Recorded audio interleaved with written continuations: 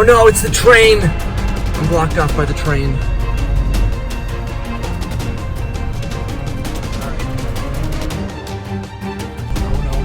No.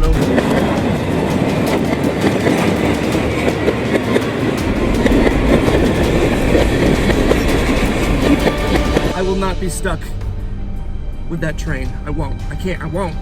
Getting stuck at the railroad crossing can be absolutely devastating. The resulting traffic backup will quickly eliminate the option of navigating the cross streets, the only alternative to waiting out the endless onslaught of bulk freight. It can also make you very, very late for work.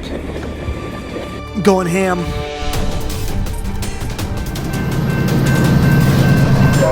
Yeah, baby!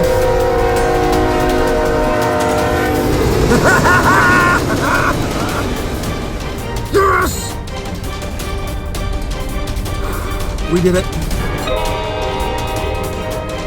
Well, faster than a locomotive, faster than a speeding bullet, more powerful than a locomotive. That's what we are today, my friends. Thank you for joining me.